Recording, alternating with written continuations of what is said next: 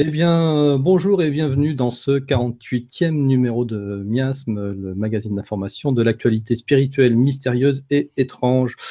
Bonsoir Sylvano. Salut Antoine. Alors Sylvano, ce soir, on a plein de monde à recevoir et un petit peu aux quatre coins du monde. Nous allons avoir Claude Trax qui va arriver dans quelques instants pour nous parler de son livre Le secret, la clé du miroir, pardon. Nous allons avoir aussi Marion Le Troquer pour nous parler de son livre Notre réalité, une illusion. Et puis des surprises de nouveaux chroniqueurs qui vont venir s'essayer pour la première fois ce soir.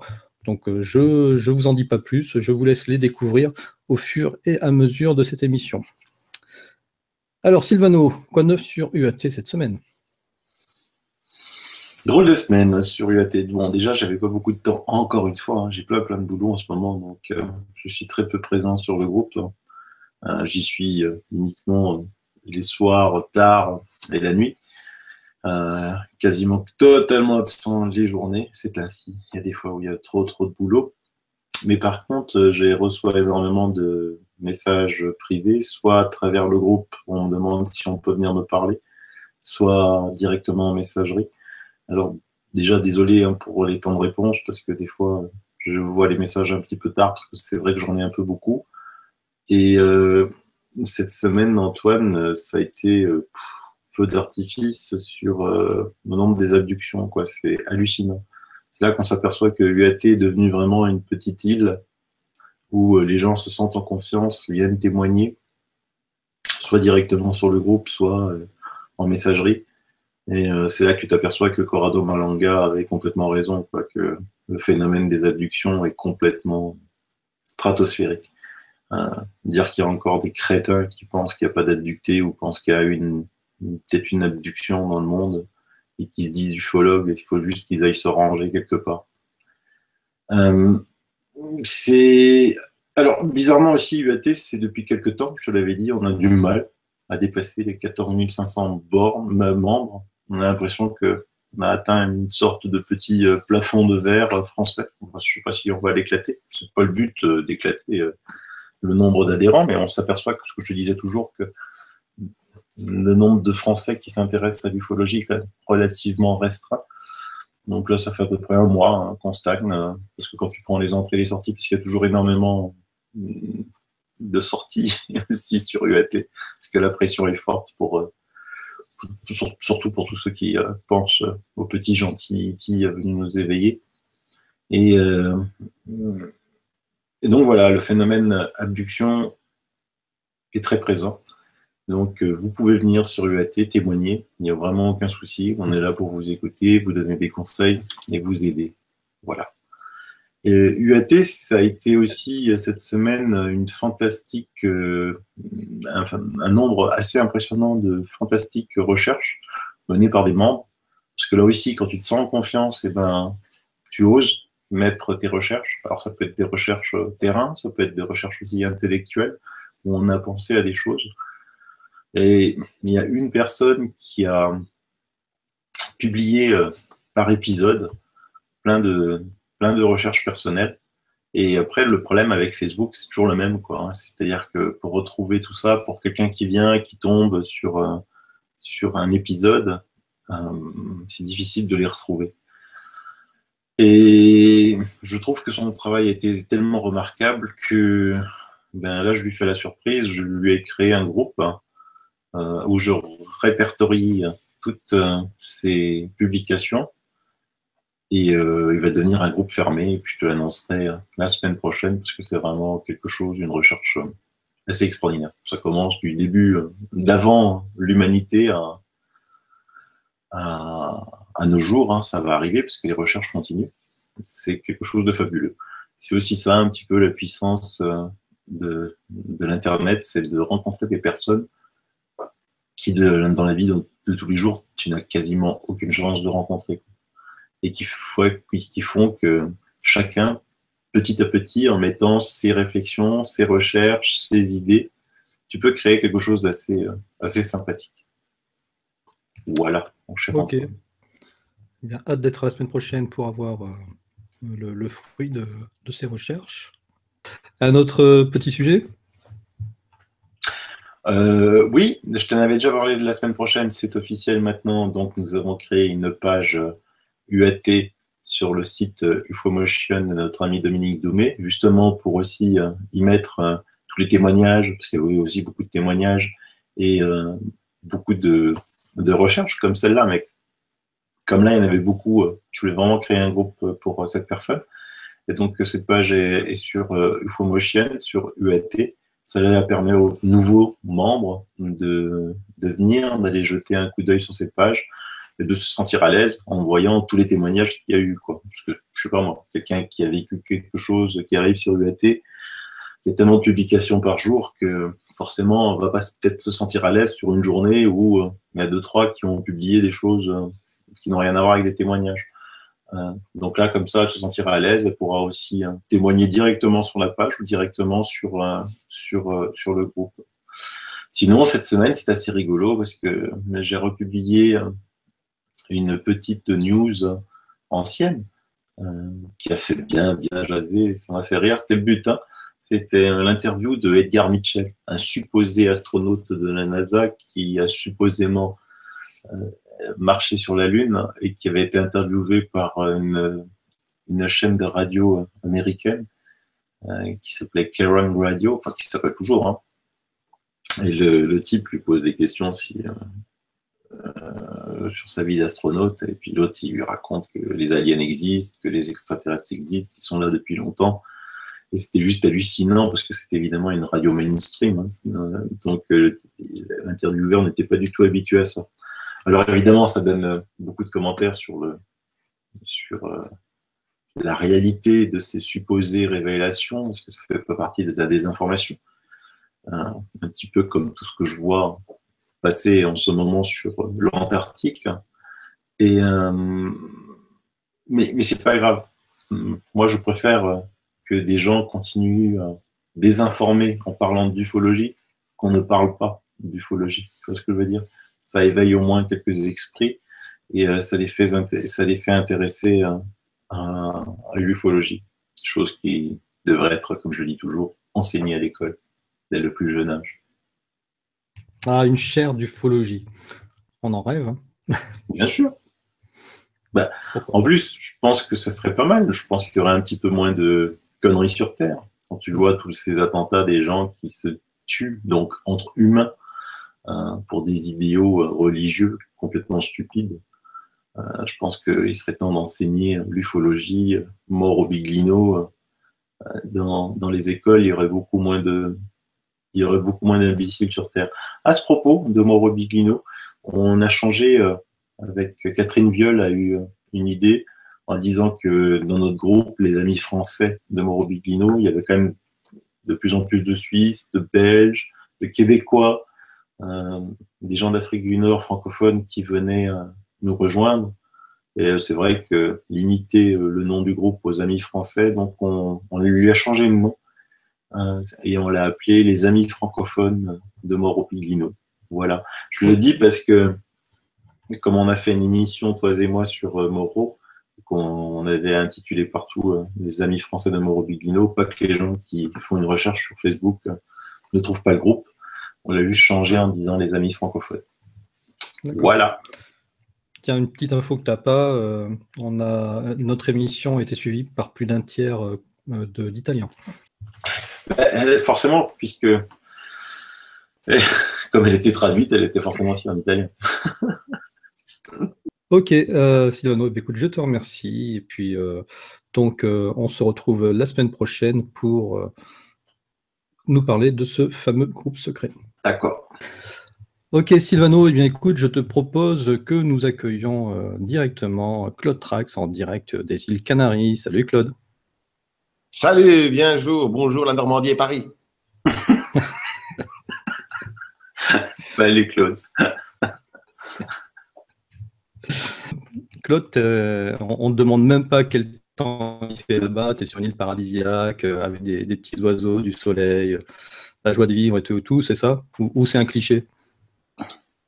Non, c'est très chouette. Il y a beaucoup de soleil, c'est le climat idéal, parfait.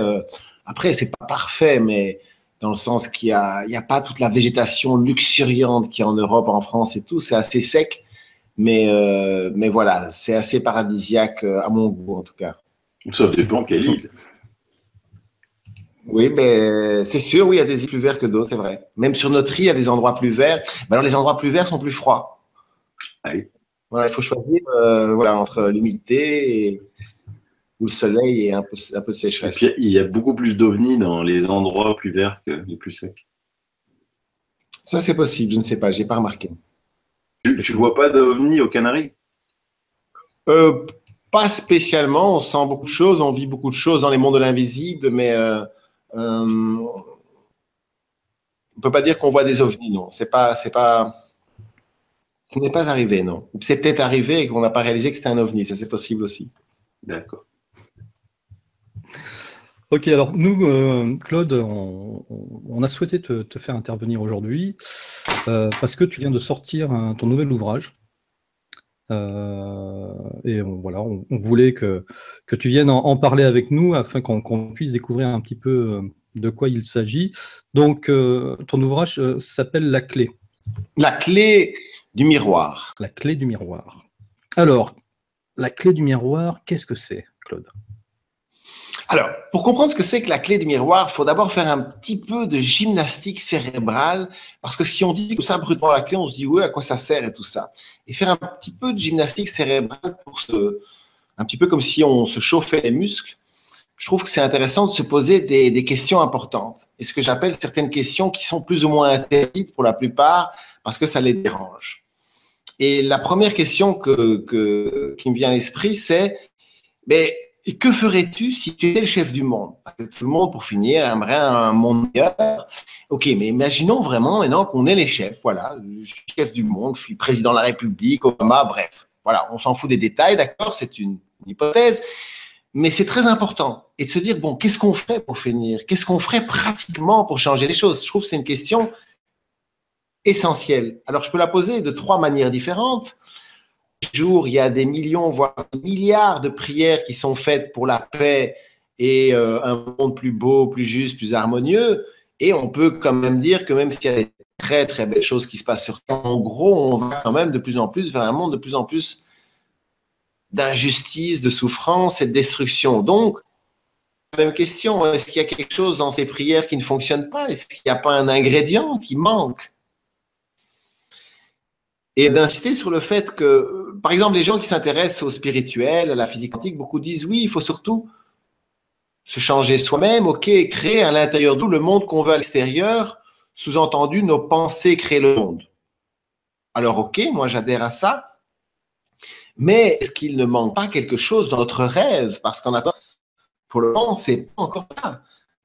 C'est que la plupart des traditions, des religions, des enseignements, ben, il manque quelque chose puisque ça nous a permis quand même de. C'est ça qu'on veut quand même, c'est rendre ce monde quand même plus juste, plus amour. Enfin, c'est difficile de mettre des mots justement. Donc l'idée, c'est d'arriver vraiment à comprendre que si on fait un rêve commun et qu'il fonctionne, parce que je crois à cette force, il faut que le rêve ait certaines bases en fait. Les bases, c'est de comprendre que moi, en hyper résumé, 5 ans que je pratique le chamanisme avec les plantes pour aller, entre guillemets, aiguiser et apprendre comment voyager dans les autres mondes.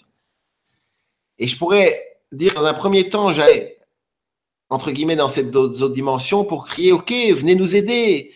On n'a plus de libre arbitre sur Terre, c'est pas vrai. Les gens ne savent même pas qu'ils ont le choix, donc venez nous aider. Ça, c'était ma première étape. Et leur dire pourquoi vous venez pas nous aider. Et puis, ils me répondaient, parce que vous n'avez aucun programme viable. Parce que vous n'avez aucune. Pourquoi voulez-vous qu'on vienne vous aider quoi? Pour détruire plus activement la planète? Je veux dire, vous aider à quoi? Alors, à la limite, oui, on veut bien vous aider, mais proposez-nous un programme qui tient debout. Voilà. Et c'est là que, à force de voyage et tout, de comprendre que nos prières deviennent réalité, pour que nos rêves deviennent des réalités, eh bien, qu'il faut que nos rêves et ce rêve d'une humanité future soient faits sur des bases qui ne sont pas les bases de notre monde aujourd'hui. petit à petit, alors, à force de chercher, ok, c'est quoi précisément pour finir un monde sain? C'est quoi un monde? Comment serait un monde sain avec une éducation divine, avec une nourriture divine? Et en fait, pour finir, il nous a paru de comprendre que tout simplement, c'est un monde qui est exactement à l'opposé du nôtre. Comme la matière et l'antimatière, ou pour finir, c'est la chose comme dans un miroir, justement, mais tout est inversé. Sauf le bas, on pourrait dire, mais enfin, tout est inversé. Mais c'est l'air la même chose.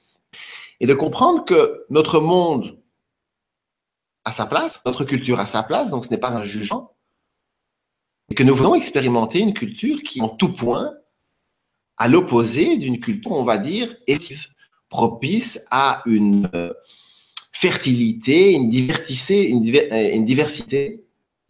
Et donc voilà, c'est cette clé qui se dit, pour finir, qui est très simple à résumer. Nous vivons une culture qui est en tout point opposée à une culture optimale, optimum.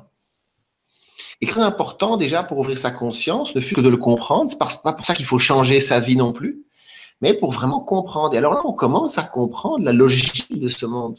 Et on commence à répondre à une question qui est pour moi très importante, en tout cas pour les gens qui sont, entre guillemets, s'intéressent à la spiritualité, c'est les divinités super puissantes et pleines d'amour, mais pourquoi elles ne viennent pas nous aider, en fait? Pourquoi elles ne viennent pas nous donner... Voilà. Moi, ce qui me dérange dans ton truc, là, c'est que c'est un petit peu le monde des bisounours, quoi. C'est-à-dire que tu racontes qu'on fait des prières et qu'il n'y a rien qui se passe, qu'est-ce qu'ils font les bons? Tu t'es jamais posé la question, est-ce qu'il n'y avait peut-être pas des mauvais aussi? Des mauvais quoi, je ne comprends pas. Il n'y a pas que des bons. Là, dans ton raisonnement, c'est des gens qui prient, qui demandent le meilleur pour la vie sur Terre, qu'il y a des divinités qui ne répondent pas à ces prières, et tu te demandes pourquoi ça ne marche pas. Ouais. Et l'interaction avec des mauvais qui viennent foutre le bordel là-dedans, tu t'es jamais posé la question?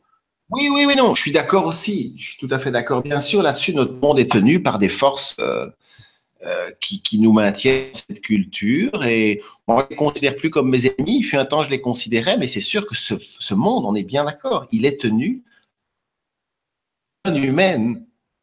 On est d'accord là-dessus. Non, on est 100% d'accord là-dessus. Et le monde, entre guillemets, de l'invisible, c'est que les esprits, entre guillemets, on va dire, je ne sais pas comment les appeler, mais les petites voix que tu peux capter dans l'invisible, on est d'accord que l'immense majorité, et surtout toutes celles que tu peux capter plus facilement, mais c'est chaque fois des pièges, en fait. C'est très, on est bien d'accord là-dessus, si c'est là-dessus que tu voulais m'en dire. On est bien d'accord. Donc, c'est vrai que dans ce sens-là, oui, c'est pas... Mais justement, tout ça est là pour aiguiser nos discernements. C'est ça qui est intéressant. Et je ne sais pas, j'ai loin d'avoir réponse à tout, mais moi, mon sentiment, c'est qu'en fait, dans l'autre côté de la vie, si tu veux, de l'autre côté du miroir, d'accord? Eh bien, oui, il y a une certaine organisation. Et cette organisation, non, c'est pas comme ici où, voilà, des familles politiques et tout. Mais justement, souvent, je me suis demandé, mais comment est-ce que vous vous arrangez pour vous organiser entre vous, tu vois? Et ils me disent que justement, en fait, en permanence, les âmes passent d'un monde à l'autre. Et c'est dans ce monde-ci qu'ils viennent faire leurs armes, entre guillemets, qui viennent aiguiser leur conscience. Et donc, ce monde-ci a tout à fait sa place, en fait. Il n'y a pas de souci. Mais je crois effectivement que quand on se connecte au monde de l'invisible, moi, ce que je prétends, c'est que si tu dis « je veux me connecter à une force qui est, on va dire, l'inverse, exactement l'inverse de notre culture qu'on appelle patriarcale, entre guillemets, bien, pour moi, c'est le mot de passe pour, si vous voulez, se connecter à autre chose. Après, c'est pas pour ça qu'on y réussit, ça, je suis d'accord aussi, c'est pas aussi. Mais moi, en tout cas, je sais que quand je me connecte à des entités qui ne sont pas dans cet état d'esprit-là, c'est vite, je coupe la communication parce que... Ouais, vaut mieux. Que c'est un état d'esprit voilà, auquel je crois, que je comprends. Alors Claude, ton livre, tu l'as mis au singulier, c'est-à-dire que tu l'as intitulé « La clé du miroir ». Est-ce que pour toi, finalement, il n'y en a qu'une seule pour pouvoir passer ce miroir, ouvrir ce miroir, ou est-ce qu'il y en aurait plusieurs? Est-ce que, et en allant même plus loin, est-ce qu'il n'y aurait pas plusieurs miroirs aussi? Oui, génial. Ça, on peut dire qu'il y aura peut-être presque même un miroir par dimension. C'est génial d'élargir la vision. Donc, oui, c'est vrai que d'un côté, pour être franc, j'aurais bien appelé le livre juste La Clé, mais le titre était déjà pris. Alors, évidemment, c'est très prétentieux de dire la clé. Et évidemment qu'il y a plein de clés, on est d'accord. Mais je trouve que oui, le titre complet, c'est la clé pour comprendre la logique de ce monde,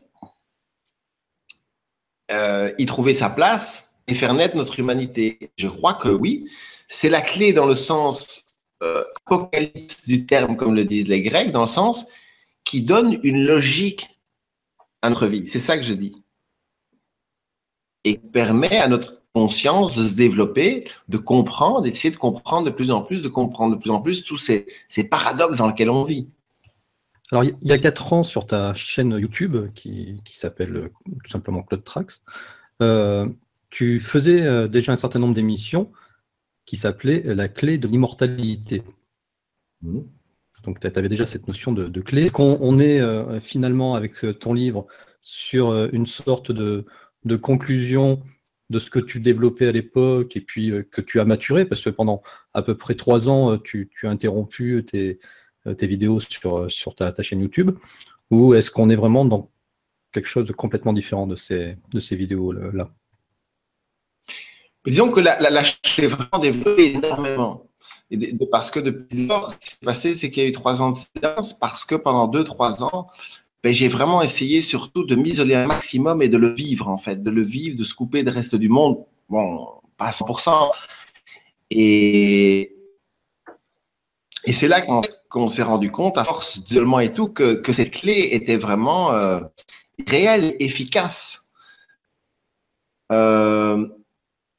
Alors oui, c'est un développement, ça se développe de plus en plus. Alors pourquoi on appelait la clé de l'immortalité à l'époque? Parce que je crois que je suis persuadé que la conscience passe à travers la mort. Il y a quelque chose pour nous tous qui reste après la mort.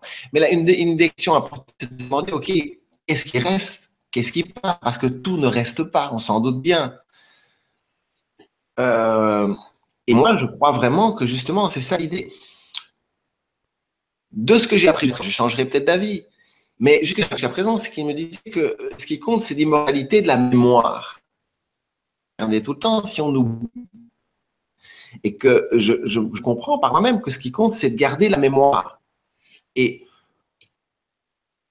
comme je le comprends pour le moment, quand une âme, si vous voulez, passe par le filtre de la mort dans cette réalité, eh bien, elle va passer dans une autre réalité où tout est à l'opposé.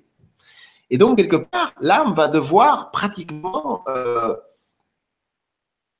se changer complètement, changer pratiquement tout son véhicule, tellement tout ça est différent. Je crois que c'est pour ça que le chamanisme a toujours été là pour aider les âmes à apprendre à passer à travers ce filtre de mort qui, pour moi, n'est pas du tout quelque chose d'infernal, mais qui va filtrer en nous, excusez-moi, mais qui est pervers, tout ce qui a été perverti par notre culture patriarcale. Et c'est un petit peu comme si, quand on est dans les mondains, voilà, il faut laisser derrière nous toute une partie de nous. Et la mort, ce qu'on appelle la mort, en fait, c'est qu'un filtre qui va filtrer de nous tout ce qui est dans la logique patriarcale, parce que c'est une logique qui est tordue. Notre personnalité, notre âme, un maximum ou même un minimum à cet état d'esprit, eh bien, ce que je crois à présent, c'est que tout ce qui est dans notre personnalité et qui est en harmonie, pour finir avec les lois d'amour évolutif, ça reste, ça devient immortel. J'en profite, comme on parlait du coup de ton site, de ta chaîne YouTube, Claude Trax. Donc tu as fait ce break finalement pendant 3 ans. Et là, on a le plaisir de constater que ça y est, tu te remets à nouveau à poster des vidéos. Alors avec Lorraine d'ailleurs. Et les thèmes de ces dernières vidéos, on est plutôt sur la psycho-chamanisme. Pourquoi changer de sujet, quoi? Vers quoi est-ce que tu tu souhaites aller maintenant avec ces vidéos? Ok, alors, en gros, la clé nous explique qu'il faut inverser notre culture. Une fois, il ne faut pas se culpabiliser, c'est pas pour ça qu'on doit se mettre à vivre l'envers. C'est pas ça. Je parle de notre conscience, déjà ce qui se passe. Ça, c'est le plus important en fait. C'est pas de faire du bien, de faire du mal, c'est développer sa conscience. C'est ça qui compte. Donc, une des lois très puissantes des religions et du Vatican pour nous qui sommes en chrétienne, eh bien, c'est entre guillemets l'Inquisition depuis 1500. On vit sous le joug de l'Inquisition pharmaceutique. C'est-à-dire que si tu prends en 1500, c'est quoi l'Inquisition? C'est tout brûler, tous les guérisseurs et les personnes qui utilisaient certaines substances pour élever la conscience. Et dans cette série de films, eh bien, on donne la parole à des scientifiques entre guillemets officiels, puisque tous nos documents viennent de Arte ou de France. On n'a pas été prendre des choses sur le darknet, on a vraiment des choses officielles. Message en France, et où, excusez-moi, attention, j'adore la France, mais où ce message est interdit. Il faut comprendre. Il y a une loi qui interdit de parler de manière positive. Et on est dans une situation tellement ridicule, ou quand même, ce que c'est plus tellement marginal, vu qu'à peu près, bon, j'exagère peut-être, mais en gros, la moitié des États des États-Unis, des substances interdites, comme le cannabis, la psilocybine, vraiment avec succès, mais de folie. Vous voyez ce que je veux dire? Les gens qui ont le cancer et tout, le sclérose en plaques. Par là, c'est qu'en France, maintenant, je ne veux même pas parler pour finir de ces substances de cannabis et tout, c'est même pas le sujet. Mais ce qu'il faut comprendre, c'est que maintenant, en Occident, en général, pas qu'en France, on nous rend malades, et ça, c'est pas de la blague, avec des additifs alimentaires, des produits chimiques qui seraient interdits si les lobbies n'étaient pas au pouvoir, ou, entre guillemets, ne dirigeaient pas les gens au pouvoir. Des substances, par exemple, comme l'aspartame, les soda light, est interdit quand il a été mis, quand Monsanto essaie de le mettre sur le marché dans les années 80, il a été interdit directement. Et quand Reagan est venu au pouvoir, et maintenant, le monde entier, on a plein d'aspartame. C'est quelque chose, par exemple, de très nocif. Et je ne parle qu'un produit, mais il y en a beaucoup. Et on se retrouve maintenant avec, dans les reportages que je montre, j'explique en fait que notre culture, c'est du chamanisme à l'envers. Et que, moi, je ne lance pas la polémique ce soir pour les plantes, les substances interdites, mais que même dans les substances non interdites, non, il y a des plantes qui guérissent pratiquement tout. Et tout ça, voilà, maintenant, c'est du business et tout ça. Et on en arrive vraiment à un point, si on écoute les scientifiques, ils nous disent que ces neuroleptiques brisent la volonté des gens. Ils disent que ces neuroleptiques, c'est la catastrophe, ça nous empêche d'être libre. Alors, les prendre de temps en temps, ok, comme une béquille, oui. Alors après, on se rend compte que dans les lycées, là et tout, on se rend compte que la plupart de leurs problèmes d'hyperactivité, de déficit d'attention, ça vient du fait que voilà, on mange beaucoup trop sucré, beaucoup trop gras et tout ça, et que c'est plus de la blague, c'est en train de rendre les enfants fous.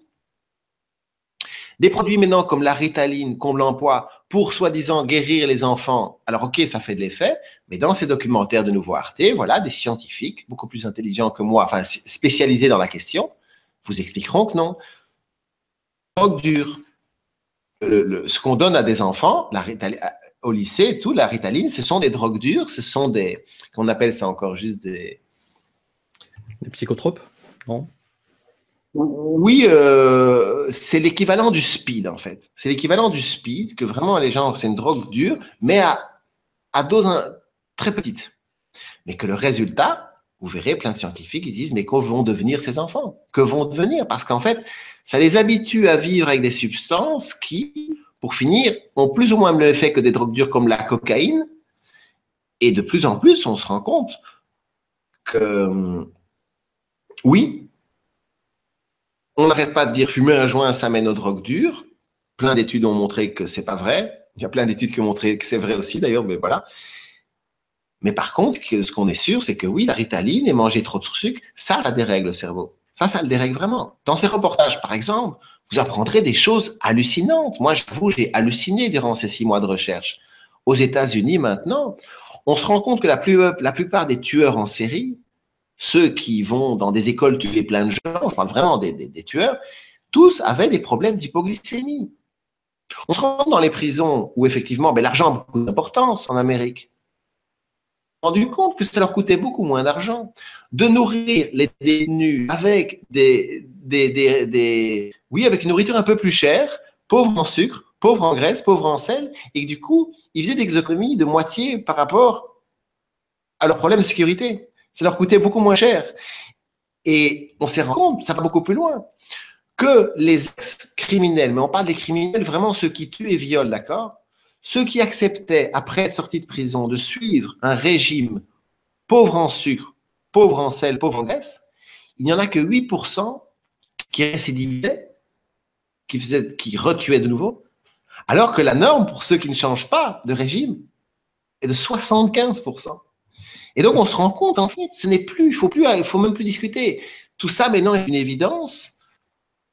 Dans ces films, par exemple, vous saurez que dans les années 90, je crois, l'ONU a demandé à un éminent scientifique qui était à l'époque, j'ai plus le titre exact, mais directeur du programme mondial alimentaire, ils lui ont dit une fois pour toutes, voulez-vous bien fixer, quel est le maximum de sucre ajouté qu'on peut manger par jour sans s'abîmer la santé?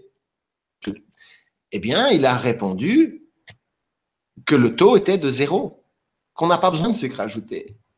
Ça ne fait que rendre malade. Et le gars, il a été viré. Ah oui, c'est tout. Ah oui, forcément. C'est tout. Et alors maintenant, même l'ONU, maintenant, très récemment, il y a quelques mois, il a quand même révisé. Maintenant, ils en sont à 25 grammes. Ils disent que c'est 25 grammes maximum par personne et 12 grammes pour les adultes. Donc, eux-mêmes reconnaissent qu'au-dessus de ça, vous comprenez. Sylvano, moi, je voulais connaître un petit peu ton avis sur la consommation du sucre et l'effet que ça a sur l'organisme. C'est très néfaste. Tous ces sucres, tous ces additifs alimentaires, c'est très néfaste, mais c'est rien, très loin, rien, au rapport aux médicaments. Donc aux vaccins en premier, et ensuite à tous les médicaments que l'on injecte aux tout petits depuis leur plus jeune âge.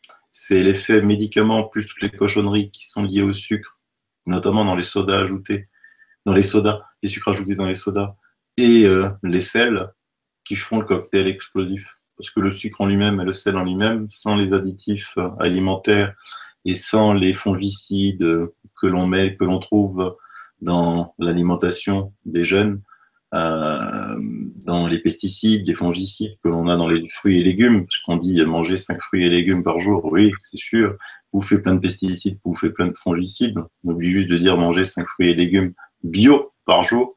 Ensuite, tu rajoutes le réflexe de détruire les défenses immunitaires tout petit. Un petit a une fièvre à 38, hop, on lui fait baisser avec du Doliprane ou quoi que ce soit.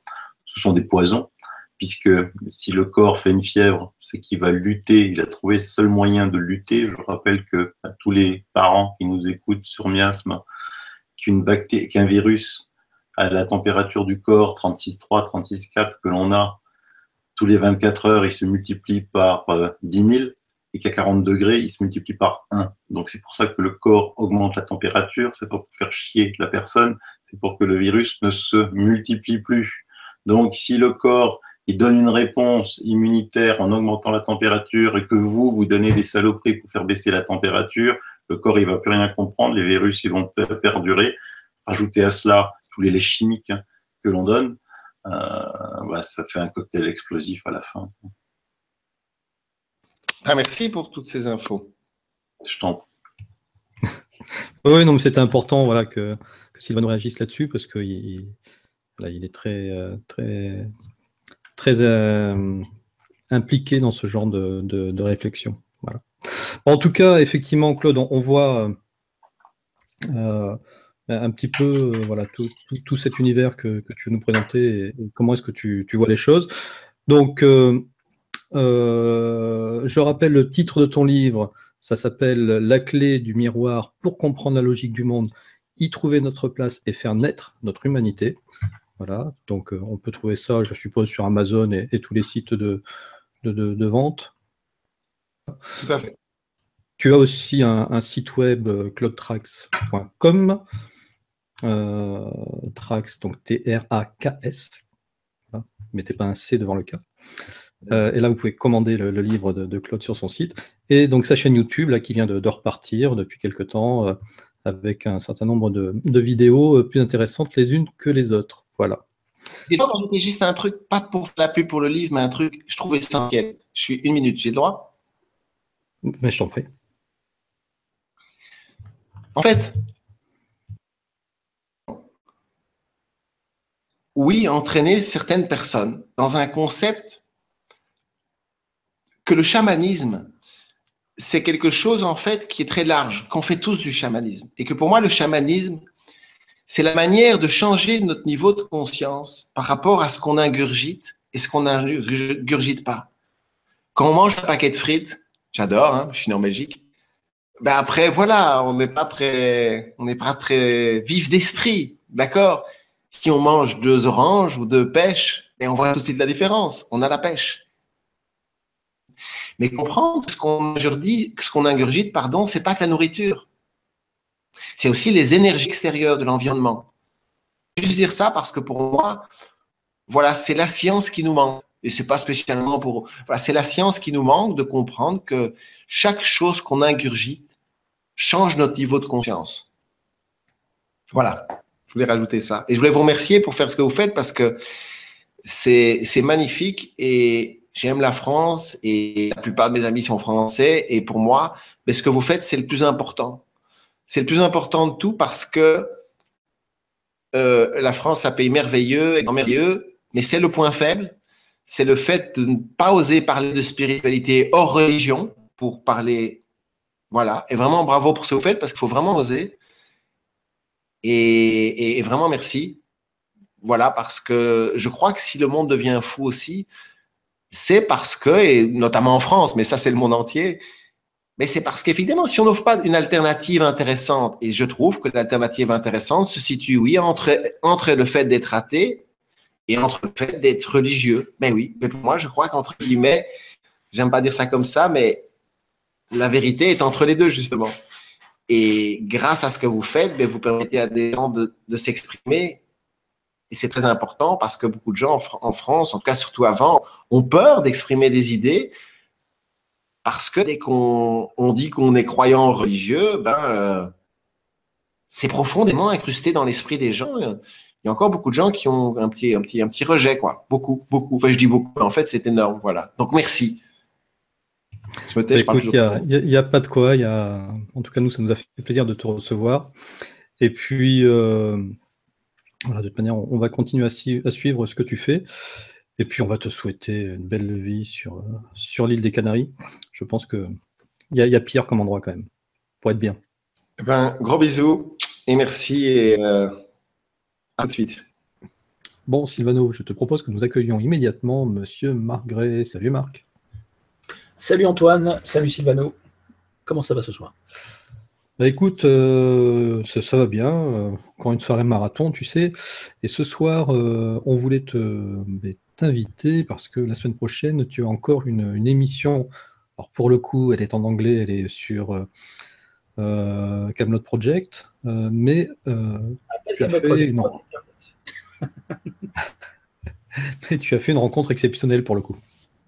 Oui, absolument. Robert Stanley, qui est un Américain exilé, expatrié à Hong Kong, avec sa femme depuis quelques années et qui va nous révéler des choses assez énormes sur le parasite de l'esprit qui aurait été utilisé depuis notre genèse moderne par Enki, et c'est ce qu'on appelle l'influence archontique, donc des archontes, sur l'humanité. Il va aussi nous présenter effectivement ces éléments d'évidence, de preuve à lui, et à la fin des solutions, une antidote, etc. Donc on va parler de cette influence historique de Enki, qui nous a bien créé comme généticien, et son vrai rôle. Qui est-il réellement? Qui se cache derrière le personnage d'Enki, qui souvent est mal interprété ou un petit peu vénéré, probablement à tort par beaucoup de gens qui le considèrent comme leur père, à la fois génétique et spirituel. Donc, on va parler de tout ça. On va parler du programme des archontes, comment contrecarrer ce parasite de l'esprit qui nous pourrit la vie sur Terre depuis des millénaires. Et il va nous donner quelques clés pour regagner notre souveraineté individuelle, notre libre arbitre et notre pouvoir de décision à la fois individuel et collectif au niveau de l'âme. Donc on va passer en vue pas mal de choses. La prédation des âmes, comment on peut leurrer le libre arbitre de quelqu'un, comment on peut faire décider une personne à passer à des actes odieux, par exemple. Tu vois, c'est un petit peu ce qui dirige le monde. Actuellement, c'est d'actualité en plus. Et donc, lui a un site qui s'appelle Unicus magazine.com où il écrit beaucoup d'articles. Il avait une émission radio pendant quelques années qui s'appelait Unicus Radio Hour, où il a reçu plein de tauliers de l'ufologie internationale, un peu tout le monde. Donc il a énormément de sources, dont ses expériences personnelles lui-même. Lui, il est californien à la base, et il a eu ses premières rencontres, je dirais, interdimensionnelles quand il était ado à Malibu, en fait. Donc voilà, tu vois, c'est pas alerte à Malibu, mais presque, parce que sur son site, il démontre comment Malibu est un site mégalithique. Donc vous pouvez voir déjà sur son site unicusmagazine.com, et vous cliquez sur articles et sur l'onglet Malibu. Il a écrit 2 livres également sur des rencontres ufologiques, en tout cas des survols du Capitole et de Washington DC par des ovnis dans les années 30, 40, 50, avec documents, photos à l'appui, tout est super documenté. Donc c'est à la fois un ufologue et un éveilleur de conscience qui maintenant est passé à un autre stade, en fait. Semblerait que ça soit le cheminement naturel, quand on est en quête de vérité, c'est de s'appuyer sur l'ufologie peut-être au départ, pour certains, ça me concerne aussi, et après passer à d'autres domaines d'investigation qui sont tous liés, lui fait bien le lien, l'interconnexion avec tout, notre histoire, notre jeunesse, pourquoi on est ici, par qui on est créé, gouverné, qui tire les ficelles, quel est le parasite qui a besoin d'un autre, l'autre étant l'humain, et comment on peut se déparasiter, en fait. Donc voilà, c'est une interview très importante pour moi. Je pense que ça va, pour les bilingues anglophones, ça va être une sorte de petite révélation pour eux, parce que on va aborder des thèmes pendant plus de 2 heures qui vont être énormissimes. Oui, même toi, avec ton champ de connaissances sur le sujet quand même assez étendu, tu as réussi à prendre de nouveaux points. Ah oui, complètement, complètement. Et vous allez voir que finalement, je pense qu'à la fin, il va donner des clés qui sont en fait assez simples pour tout le monde à suivre et respecter, contrairement à ce qu'on pense. On peut penser au départ, c'est-à-dire qu'on doit se dire c'est super compliqué, ils sont trop forts pour nous, ce parasite est trop imbriqué, imprimé dans notre ADN, et en fait, en tout cas, les solutions qu'ils proposent sont super abordables par tous, en fait, et faisables par tout le monde. Donc c'est ça qui est bien, c'est qu'il se met à la portée, en tout cas il donne des solutions qui sont à la portée de tous. Ok. Et donc cet entretien sera diffusé quelle date exactement, la semaine prochaine? Mercredi prochain, le 29 mars, le soir, à partir de 21h, heure française, et donc 20h, heure britannique, n'est-ce pas, et midi, heure américaine de la côte ouest, et 3h, 15h de l'après-midi, côte est des États-Unis. Donc pour ceux qui veulent nous regarder aux 4 coins du monde. Okay. Lui, il est à Hong Kong. En tout cas, si vous voulez retrouver le lien, vous allez sur la grille des programmes de Miasme TV, soit sur miasme.com, soit sur le groupe programme des Web TV, Miasme TV, sur Facebook. Et puis voilà, vous aurez les liens pour retrouver directement cette émission. Alors une autre émission, moi Marc, j'attends, parce que même si je suis à proximité, je n'ai pas pu y aller. C'est l'émission, le tournage que tu as fait de l'intervention de Jérôme Maury à ton dernier dîner OVNI de Rouen. Oui, quand est-ce qu'elle sera en ligne? Oui, c'était fantastique aussi également. Le compte-rendu sera en ligne bientôt, probablement dans quelques jours d'ailleurs, courant de la semaine. La vidéo est montée, il ne reste plus qu'à écrire le compte-rendu, poster les photos, etc. Tout ça, ça prend pas mal de temps. En tout cas, c'était un premier essai totalement réussi. Jérôme nous a captivés du début jusqu'à la fin, avec une démonstration plus que convaincante. Je pense qu'on a parlé pas mal avec beaucoup de gens sur place après. Et ils étaient tous convaincus que l'utilité première de ces pyramides, c'était vraiment ce qu'il a expliqué avec l'utilisation de l'eau, en fait, et les propriétés qu'il a décrites, documentées, détaillées, montrées en photo, en PowerPoint, avec des explications techniques. Il nous a même fait bouillir de l'eau à température ambiante à 24 degrés, donc avec une pompe à vide et de l'eau dans une bouteille d'eau sur la table. Donc comme il est frigoriste, c'est un spécialiste de la réfrigération, l'ébullition, la condensation, etc. Donc il nous a bien expliqué techniquement. En tout cas, on est resté dans le très concret, très technique. Sur les pyramides, on a vraiment fait le tour en fait, pas seulement de la grande pyramide de Khéops, mais de toutes les pyramides du monde. Donc c'était une intervention extraordinaire. Je félicite encore Jérôme pour captiver l'auditoire. Et d'ailleurs, si vous qui nous regardez, vous organisez des conférences dans votre région, sachez, après en avoir discuté avec Jérôme, lui est tout à fait ouvert pour pouvoir se déplacer et faire des conférences. Voilà, c'est quelque chose qu'il a découvert et puis finalement qui lui plaît bien. Donc, voilà, n'hésitez pas à le contacter si vous voulez organiser des conférences dans votre coin. Eh bien, écoute, Marc, je pense qu'on a fait le tour. De toute manière, on te réinvite d'ici 2 semaines pour la présentation de ton prochain dîner OVNI. Oui, parce que ça va venir vite, effectivement, le 15 avril prochain. Donc, avec un invité qui était déjà venu en 2015, qui anime justement une web radio et web TV sur YouTube, Les Sentiers du Réel. Donc, vous savez qui c'est maintenant, c'est Alexis Lamba, qui viendra de Belgique se déplacer sur place à Rouen. Voilà, il nous ramènera quelques bières de son cru. J'espère bien. Ok Marc, mais écoute, je te remercie. Et puis je te dis à très bientôt. À très bientôt. Ciao les amis. Bon, et puis nous, Sylvano, je te propose, c'est qu'on retrouve immédiatement Lily Oz. Salut Lily. Salut Antoine, salut Sylvano, salut tout le monde. Alors vous allez vous demander, mais pourquoi Que Lily est là Que fait-elle là Qu'est-ce qu'elle fout là? Va-t-elle nous chanter une chanson? Alors, moi j'aimerais bien, mais c'est pas l'objectif aujourd'hui. En fait, Lily, si vous avez suivi un petit peu ses interventions chez notre ami Audrey Canso, qui l'a interviewé il y a pas très longtemps, puis sur ses vidéos à elle, Lily, c'est une harpe, en fait. Voilà, on parle de personnes qui ont plusieurs cordes à leurs arcs.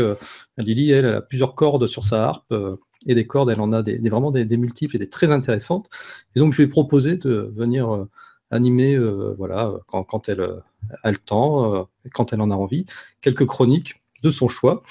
Et donc aujourd'hui, Lily, tu veux nous parler de quoi? Eh ben en fait, moi j'ai envie de réagir un petit peu sur le thème du jour, quoi. Le thème du jour qui est quand même l'idée de l'illusion, que le monde est une illusion, que la réalité est une illusion. Alors c'est des mots qui sont quand même assez forts, hein. Le mot réalité déjà pose beaucoup de questions. Qu'est-ce que la réalité, tu vois? Et puis le mot illusion lui-même, hein, parce qu'une fois qu'on a dit ça, qu'est-ce qu'on a dit au fond? Tu vois? C'est effectivement le thème du jour, car nous allons recevoir juste après ton passage Marion Le Troquer, qui va sortir le livre Notre réalité, une illusion.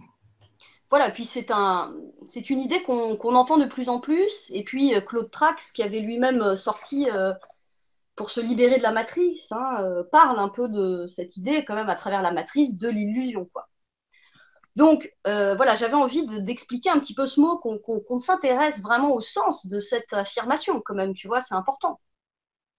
Alors pour ça, je pense qu'il faut d'abord commencer par faire la différence entre l'illusion et l'hallucination, parce que souvent les gens confondent un peu les deux, or c'est quelque chose de très très différent. L'hallucination, on va dire que c'est quelque chose d'intérieur qui est projeté à l'extérieur, hein, qui ne s'appuie sur aucune réalité observable. Alors que l'illusion, il y a une part de projection de soi, mais sur une réalité observable. C'est-à-dire qu'en gros, une illusion, c'est la rencontre entre le monde intérieur, donc précisément en fait ce qui fait désir à l'intérieur de moi, et le monde extérieur tel que je le perçois, hein, non pas tel qu'il est dans sa vérité, hein. Donc c'est une véritable collusion, on va dire, entre ce monde intérieur et ce monde extérieur, et il y a donc nécessairement une part de projection qui vient de nous, et précisément c'est la projection d'un désir intérieur, tu vois, qui tout d'un coup rencontre une réalité qui semble répondre en fait à ce désir. Alors cette illusion, c'est intéressant questionner sa fonction, tu vois, parce qu'au fond, on dit c'est une illusion, mais on condamne un peu l'idée, c'est-à-dire on dit le monde est une illusion, donc on est dans l'erreur, donc au fond, c'est quelque chose qu'il faut dénoncer. Seulement, l'illusion, il faut comprendre que comme elle est à la jonction entre ce monde intérieur et ce monde extérieur, l'individu ne peut pas entrer en relation avec le monde extérieur de manière directe. En fait, il va se passer une zone intermédiaire qui va permettre la rencontre entre l'intériorité et l'extériorité. C'est précisément cette ère-là qui est l'ère de l'illusion. En fait, c'est l'ère du symbole, en fait, du jeu. Tu vois, le jeu J-E-U, mais aussi le jeu J-E. C'est-à-dire, c'est le lieu où, en fait, on va créer cet espace intermédiaire qui va permettre la rencontre de mon intériorité avec le monde, quoi. Donc on est à la fois dans cette sphère symbolique, tu vois, qui est aussi celle de la pensée, du langage, qui est celle de la projection et qui est située entre l'imaginaire et le fameux réel. Alors tout ce que je suis en train de décrire, je vais dire que je l'inscris, ça s'inscrit plutôt dans une conception qui va être étudiée par des psychanalystes, par exemple. C'est plutôt eux qui vont percevoir et décrire l'illusion de cette manière-là.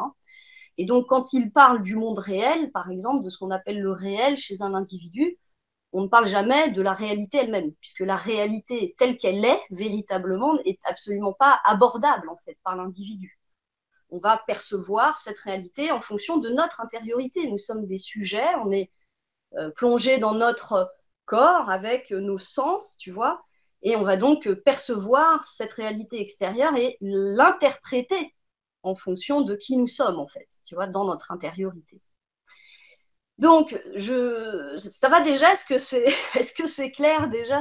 Oui, mais moi j'ai le sentiment que l'illusion telle que tu l'as décrit là, l'illusion en tout cas extérieure, correspond plus à l'illusion de notre cercle, on va dire, familial, de notre cercle de travail, tu vois, de notre cercle de vie, mais pas forcément l'illusion vraiment complète, au sens systémique, dans laquelle notre univers dans son entier serait inscrit. Alors si, justement, c'est qu'il faut d'abord définir ce mot et donc comprendre que, et après on va y venir, on va essayer d'aller du mot pour aller ensuite à la compréhension de ce que ça veut dire du point de vue de l'univers, tu vois, donc on est bien d'accord, il manque encore à faire quelques marches pour arriver à tout ça.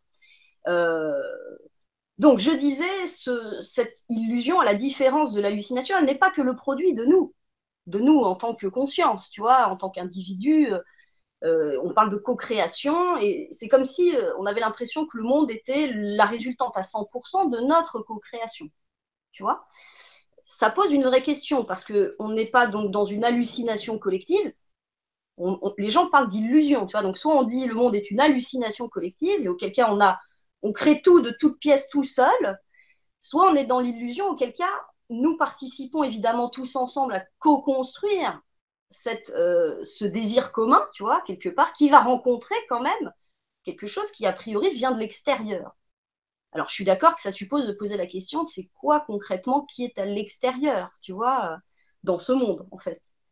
Donc, si je continue à aller un peu plus loin, je vais vraiment rester sur cette notion d'illusion, parce que je pense qu'elle est importante, encore une fois. Je disais tout à l'heure, c'est la zone intermédiaire, cette zone qui va permettre la rencontre de moi et le monde, en fait. Moi, c'est la sphère intérieure de mon intériorité, c'est le monde de l'imaginaire, c'est l'inconscient.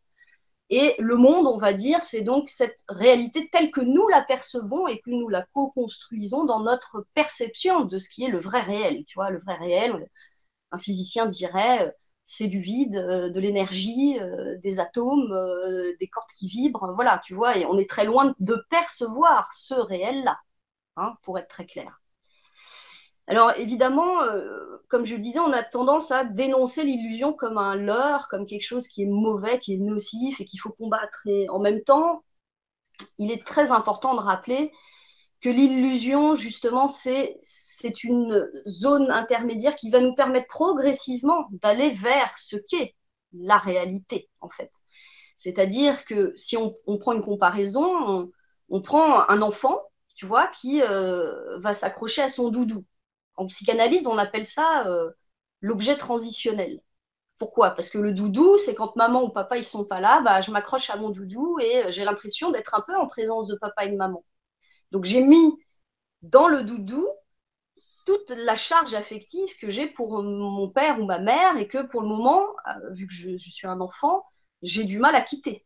Tu vois, donc en fait, quelque part, je n'arrive pas pour le moment à accepter complètement d'être séparée de mon père ou de ma mère, et donc je crée cet espace intermédiaire pour progressivement me faire à l'idée que je suis séparée. Tu vois, donc en soi, dire le monde est une illusion, dénoncer ça, c'est dénoncer quelque chose qui est quand même foncièrement utile. Ça, je pense que c'est voilà, ça qui est important de dire. C'est utile l'illusion parce que ça nous permet progressivement d'apprendre à confronter une réalité qui est absolument inconfrontable. Nous mettons des formes, des symboles, des images, en fait, sur un monde qui n'est pas abordable par l'esprit humain, tu vois. C'est ça l'idée.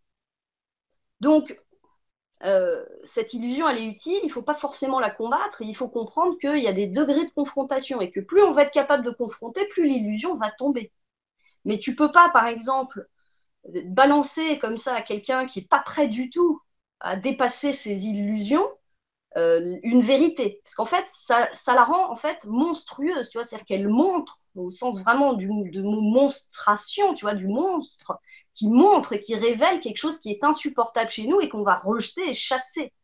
Et c'est pour ça d'ailleurs que tous les mythes, toutes les légendes, en fait, utilisent des symboles qui sont des illusions, tu vois, quelque part, des zones intermédiaires, des espaces le langage est un espace intermédiaire qui va nous permettre de penser le monde, en fait, de mettre à l'intérieur de nous ce monde extérieur et de pouvoir mettre en extérioriser cette intériorité que nous sommes, en fait, tu vois.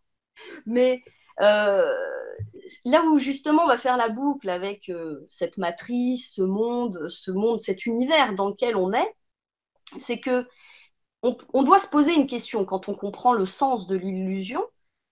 C'est donc, je le répète, la rencontre entre le désir intérieur et une réalité extérieure qui est interprétée comme répondant au désir. Tu vois? Eh bien, ça veut dire qu'au fond, on doit se poser la question en fait de qui désire. Tu vois?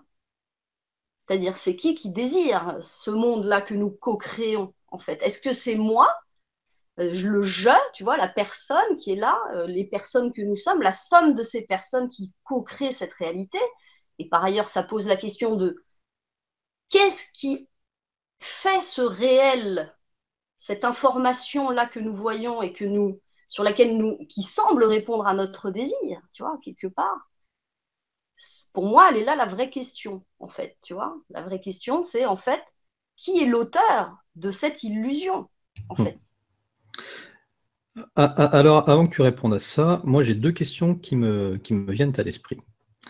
La première, c'est que finalement, si tout n'est qu'illusion, la chaise sur laquelle je suis assis, à partir du moment où je vais réussir à intégrer complètement qu'elle n'est qu'illusion,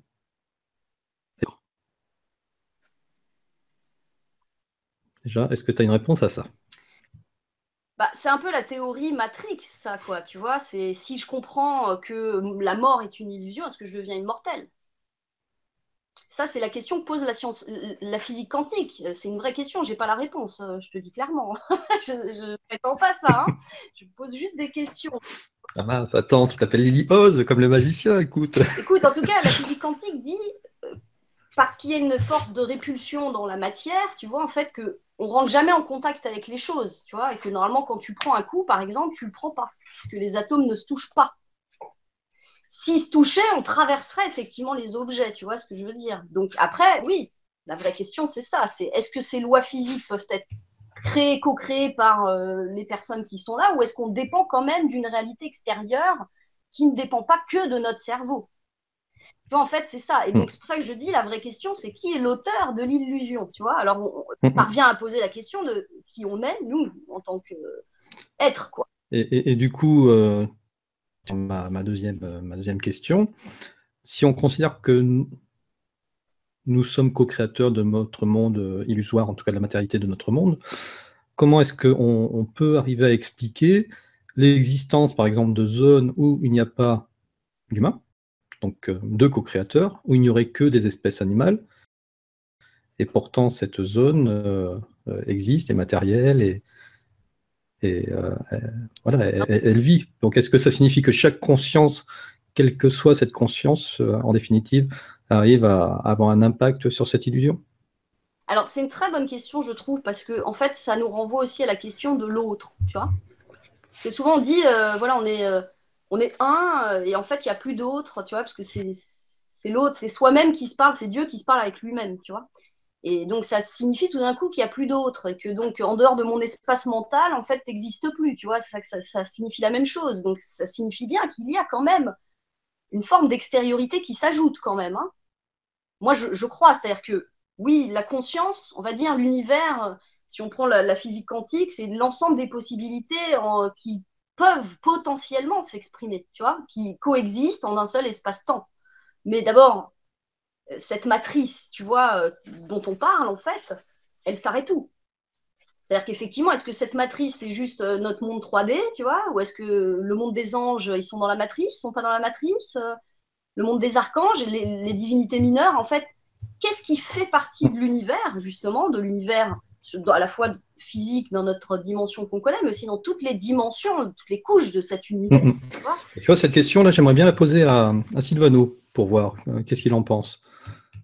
Sylvano, la matrice, elle s'arrête où, selon toi? La matrice, elle s'arrête tout près de notre Terre. On va dire qu'aujourd'hui, notre Terre, tu peux la considérer comme quelque chose de vivant. Et on a mis autour de cette Terre une sorte, pour schématiser, un filet qui est la matrice. C'est-à-dire que l'objet de ce filet, c'est de faire vibrer la Terre bas, alors que la Terre vibre haut. C'est de faire vibrer les humains bas, alors que l'humain vibre haut. Et c'est surtout de récupérer ce qui les intéresse le plus, les âmes. Alors, c'est une vision, hein, je comprends cette vision. Je pense que Claude Trax est un peu dans cette dynamique, si je dis pas de bêtises, Sylvano. Je sais pas, j'ai jamais lu, j'ai vu tout à l'heure Claude, mais j'ai jamais lu Claude. Alors, tu vois, c'est très intéressant de s'entendre sur les mots, tu vois, parce que la matrice, pour certains, c'est la matrice Terre, tu vois. Mais pour moi, la matrice, au fond, c'est l'univers physique, tu vois, matériel. Donc, en fait, tout ce qui est autre que la source elle-même est dans une matrice, quoi, pour moi, tu vois. Et au fond, c'est une vision personnelle, hein, je dis pas que c'est la vérité. C'est en tout cas, moi, comme ça que je perçois cette matrice. Après, il y a peut-être un empilement, tu vois, une espèce de poupée russe. Et les entités dont on parle, là, qui possiblement voudraient s'accaparer les énergies de la Terre, hein. Bon, je connais peu cette théorie, mais ces entités elles-mêmes sont dans une matrice, tu vois, quelque part, puisque on est en train de parler du monde de la réalité. Donc, où commence la réalité, où s'arrête-t-elle? Et donc, si cette réalité est sur plusieurs plans, dans différents espaces-temps, elle est en tout cas, pour moi, en fait, le monde de la manifestation, tu vois, c'est ce qui se manifeste, c'est la création, en fait. On pourrait dire la création du trou noir jusqu'à l'atome, en fait. Mais également de la strate 1 jusqu'à la strate, je ne sais pas combien il y a de dimensions, tu vois, mais à la 70e dimension. Mais voilà, tu as pour moi, raison. c'est tout ça la matrice. Il y aurait environ 12 dimensions, d'après ce que l'on sait, d'après ce que l'on voit. Tu as raison, il y a plusieurs plans, il y a plusieurs dimensions, il y a plusieurs entités. Mais tu peux pas dire que tout ça, c'est une matrice. C'est que il y a juste la source et puis le reste, c'est une matrice. Parce que sinon, tu traduis univers par matrice. C'est pas très... C'est ce que je dis, voilà, mais qu'est-ce que la différence donc, entre, il y a la matrice, puis il y a la réalité, alors, tu vois. Donc moi, je parle de réalité, je parle pas de matrice, disons qu'on parle, tu vois, mais on pourrait imaginer que la matrice, d'abord, ça porte bien son nom, hein, tu vois, la matrice, c'est ce qui crée. C'est le générateur qui a engendré la matière, tu vois, donc c'est le principe de la matière, tu vois, de la matérialité. Donc, en un sens, ok, il y a peut-être une matrice dans une matrice, dans une matrice, dans une matrice, dans une matrice, j'en sais rien, tu vois. Mais ouais, c'est ça, moi j'ai l'impression que toi, Sylvano, tu parles de la fameuse matrice artificielle, hein, c'est celle dont évoque souvent Margaret, par exemple, tandis que toi, Lily, tu vas plutôt parler de la matrice originelle. oui. parlait pas tout à fait la même chose en définitive. Oui, et tu vois, c'est pour ça que je me dis c'est toujours intéressant de parler des mots, tu vois, parce que le mot réalité, pour certains, c'est la réalité de la matrice selon Silvano, tu vois, c'est-à-dire de cette matrice falsifiée de laquelle, en dehors, on est dans une autre, tu vois, réalité en fait. Hein. Moi, c'est vrai que j'ai envie de rester sur cette idée de la réalité telle qu'on l'entend aujourd'hui dans la physique, quoi. C'est-à-dire ce monde plus ou moins perceptible. On sait qu'aujourd'hui, dans la physique, on peut admettre qu'il y a des gammes de fréquences qui sont inaccessibles à nos perceptions, tu vois, c'est pas exclu. Bah, la physique ne connaît pas 95% de l'univers, donc tu penses que la physique n'a aucune réponse. Donc, en tout cas, oui, voilà, par rapport à la matrice, il y a peut-être plusieurs choses. Il faudrait redéfinir ce mot. Restons sur le mot réalité, j'ai envie de dire. C'est vrai que cette réalité, bah, en fait, c'est la question de qu'est-ce que l'univers, tu vois. Donc, en fait, c'est une question à laquelle on n'a pas réponse. Je dirais que celle qu'on peut aussi interroger, c'est tout simplement de savoir donc qui fait cette illusion. Donc, il y a nous d'un côté, puis il y a cette fameuse réalité mystérieuse de l'autre, hein, tu vois, qui se donne et qui est interprétée par notre conscience.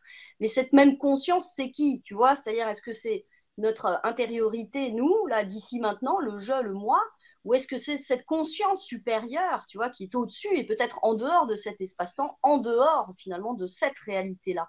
Est-ce que c'est pas finalement en dehors de l'espace-temps que se construit, que se co-construit finalement la réalité avec une part de nous, mais qui est peut-être la plus éloignée de nous, c'est-à-dire cette conscience supérieure qui est située au-dessus du plan de l'espace-temps, et finalement peut-être ces autres consciences supérieures qui nous entourent, peut-être que c'est tout cela qui produit, qui coproduit cette fameuse réalité, cette fameuse illusion. Voilà. Ok. En tout cas, là, Silvano, je pense qu'on a élevé le niveau au moins de 2 crans ce soir. Donc, du coup, c'est vachement intéressant. Ben, écoute, Lily, tu reviens quand tu veux, hein, dès que. Mais oui. Voilà, même la semaine prochaine si tu veux. On va faire plein de chroniques. Donc voilà, ben, écoute, merci Amélie. Et puis on va bien de suite, juste avant d'accueillir Dino qui vient d'arriver, nous allons rencontrer Marion Le Troqueur, avec qui j'ai enregistré sur la présentation de son livre Notre réalité, une illusion, de la fin de l'apparence à l'immortalité. Voilà, Marion, c'est à toi. Ouais. Bonjour Marion, comment vas-tu? Bonjour, ça va et toi Antoine? Très bien, très bien. Tu vois ici, il y a plein soleil. Hein. Ouais, c'est ça, on entend les oiseaux. Derrière toi, on peut voir le reflet de l'océan et de beaux palmiers. Donc toi, tu es situé sur l'île de la Réunion, c'est ça? Oui, absolument. Je suis à l'île de la Réunion depuis 1 an, en fait. Voilà. D'accord. Ah oui, t'es une oreille alors. T'es une expatriée. Oui, c'est ça. C'est ça. C'est comme ça qu'on appelle voilà, ceux qui viennent de la métropole. Avant, j'étais une métro. Voilà. Ici, on les appelle les oreilles et là-bas, on les appelle. Enfin, en Guadeloupe, on nous appelle les métropolitains, en fait. Ça change. Bon. Alors, écoute, nous, on a souhaité te recevoir aujourd'hui parce que tu as édité ton dernier livre auprès d'une maison d'édition avec laquelle nous collaborons, ce qui est celle de Stéphanie Del Regno, La Vallée Heureuse. Et donc, ton livre, Notre réalité, une illusion de la fin de l'apparence à l'immortalité. Si tu devais te présenter en quelques mots, Marion. Alors, en quelques mots, je suis donc avant tout une thérapeute, je vais dire holistique, parce que tu sais, holistique, c'est prendre les gens dans leur globalité. Et je suis vraiment là pour aider les gens, c'est une mission d'âme en fait que j'ai. Et qui a beaucoup évolué avec le temps. Au départ, c'est parti de connaissances. J'ai engrammé des connaissances. J'ai fait 4 ans de médecine chinoise. Je suis pratiqueur, qui est un diplôme allemand, naturopathe, kinésiologue. Alors là, vraiment, j'ai fait que apprendre. Et je continue d'apprendre d'ailleurs.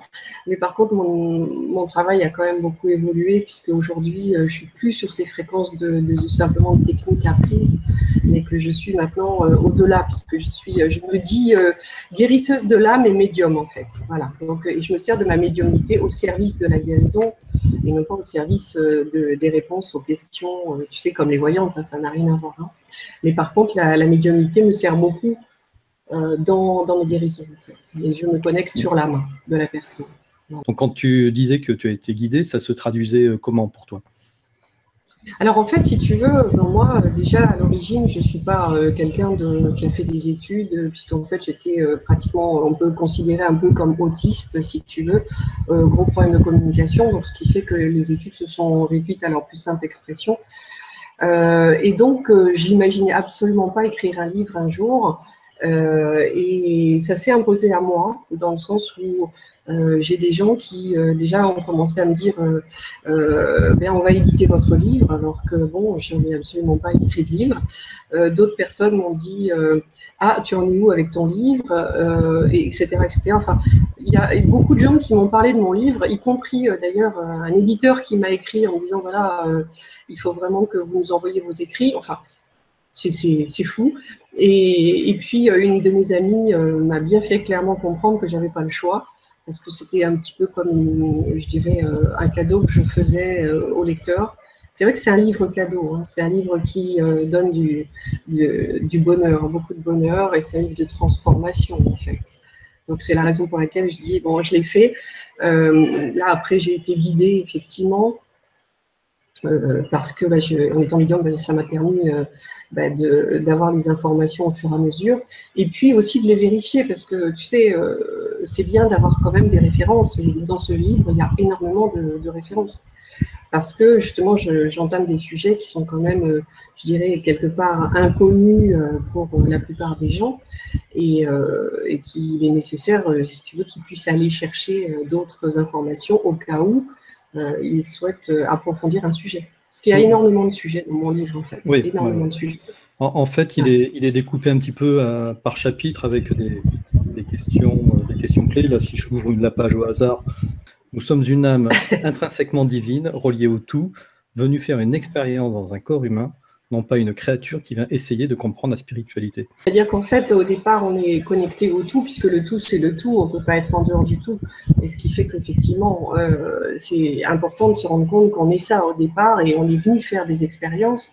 Et le but de l'expérience, c'est effectivement de retrouver cette conscience d'être le tout en étant dans la chair. Et ça, c'est quand même la chose la plus difficile. Dans ce livre, je donne toutes les clés pour qu'on comprenne l'expérience, et puis qu'on puisse aller vers la facilité et de ce fait vivre réellement sa divinité tout en étant incarné, en fait. Alors, il y a d'autres phrases comme ça que j'ai bien aimées. Il n'y a pas d'observation objective. Sans observateur, pas de matière à observer. Oui, alors là, c'est issu directement de recherche quantique, puisque les physiciens quantiques sont vraiment... qui ont des doctorats, hein. Je pense à Nassim, notamment Aramen, qui a 10 doctorats, je crois. Lui, il prouve que la matière n'existe pas, en réalité. Donc, c'est une vision des choses qui nous amène vers la liberté, parce qu'on ne peut pas dire nos créations sont des réalités, ou plutôt elles le deviennent, mais selon nos yeux. Et donc, si on change notre regard, on va changer forcément l'expérience. Tu vois, c'est un petit peu comme un poste de télévision, quand il est éteint, donc on ne regarde pas, il est éteint, et si on le regarde, on va regarder qu'une seule chaîne, alors qu'en réalité, toutes les autres chaînes jouent en même temps, et que, en fait, on va se contenter d'une seule chaîne en disant c'est ça la vie.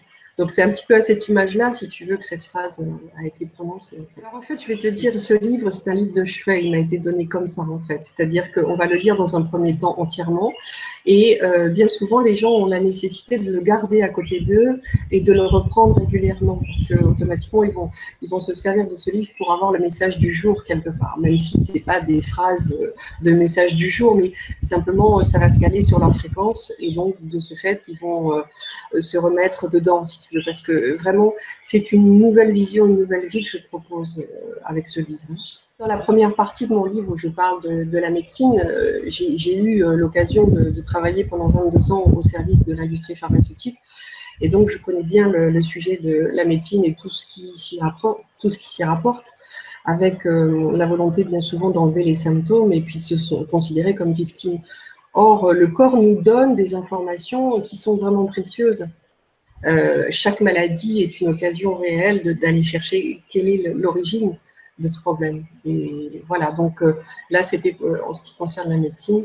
parce que je tiens vraiment à cette première partie qui, justement, met la personne avec un autre regard que celui habituel. Si tu sais, tout le monde se souhaite la bonne année au jour de l'an, mais souvent disent je te souhaite surtout la santé. Or, la santé, c'est un état naturel. Dès l'instant où la santé, le corps s'exprime, c'est que c'est pas un problème, c'est juste, effectivement, un voyant. Donc, j'explique énormément de choses dans ce premier chapitre où je passe en revue également quelques maladies qu'on connaît bien, comme le cholestérol, le diabète, le cancer et également le sida.